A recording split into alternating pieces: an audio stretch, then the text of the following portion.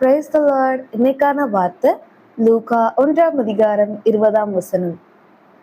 இதோ தகுந்த காலத்திலே நிறைவேறப் போகிற என் வார்த்தைகளை நீ விசுவாசியாதபடியினால் இவைகள் சம்பவிக்கும் நாள் மட்டும் நீ பேசக்கூடாமல் ஊமையா இருப்பாய் என்றான்.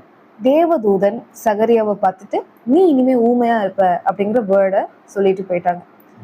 இது எதனால நடந்தது அப்படின்னா, லூக்கா 1 யோவான் ஸ்நானனுடைய பிறப்பு முழுசா எழுதியிருக்கு. யோவான் ஸ்நானனுடைய அம்மா அப்பா நம்மளுக்கு நல்லா தெரியும், எலிசபெத், சகரியா. எலிசபெத், சகரியா 2 பேரும் எப்படிப்பட்டவங்க அப்படிங்கறது 6ஆம் வசனம் சொல்லுது. கர்த்தருடைய கற்பனை நியமங்கள் எல்லாத்தையும் அதன் வழியாய் நடக்கிறவர்கள், குற்றமுற்றவர்களாய் நடக்கிறவர்கள். கடைசியா பாருங்க, அவங்க நீதி உள்ளவர்களா இருந்தாங்க. தேவனுக்கு உகந்தவர்கள், தேவனுக்கு பிரியமானவர்கள் தான் அவங்க.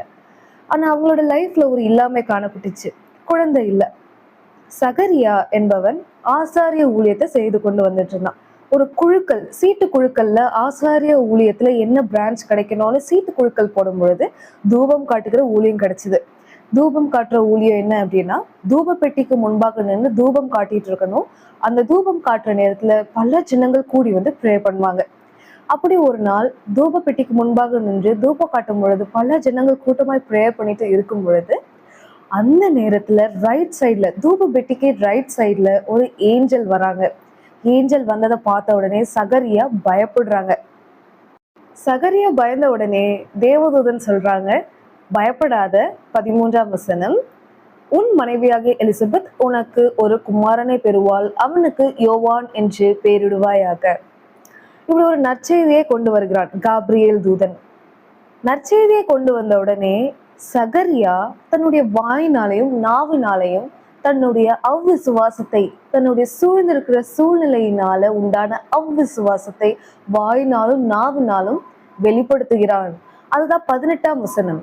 அப்பொழுது சகரியா தேவதூதனை நோக்கி, இதை நான் எதினால் அறிவேன்? நான் கிழவனாயிருக்கிறேன், என் மனைவியும் வயது சென்றவளா இருக்கிறாளே என்றான். தேவதூதனுக்கு கோபம் வந்துருச்சு. நான் தேவ சந்நிதியில் இருந்து வந்திருக்கேன், தேவ சந்நிதியில் இருக்கிறவன் தான் நான் காப்ரியேல். உனக்காக நற்செய்தியை கொண்டு வந்த என்னிடத்தில் அவிசுவாசத்தை வெளிப்படுத்துறியா? இந்த விஷயம், இந்த நற்செய்தி நடந்து முடிக்கிற வரைக்கும் உன்னுடைய வாய், உன்னுடைய நாவு பேசாதிருக்கும் அப்படின்ட்டு ஒரு பேடான ஒரு வாக்குத்தத்தத்தை கொடுத்துட்டு போறாங்க. கொடுத்துட்டு போறது நிறைவேறுது.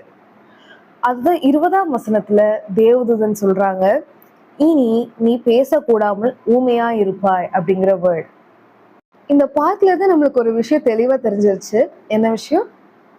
தேவன் நம்மளுக்காக ஆயத்தம் பண்ணி வச்சிருக்கிற நமக்கான வார்த்தைய நம்மளை நோக்கி அனுப்பும் பொழுது, நம்ம கிட்ட கொண்டு வரும் பொழுது, நாம நம்மளுடைய சூழ்ந்திருக்கிற சூழ்நிலையை வச்சு அவ்விசுவாசத்தை வெளிப்படுத்தணும்னா, வாய்னால வெளிப்படுத்தணும் அப்படின்னா வாய் கட்டப்படும்.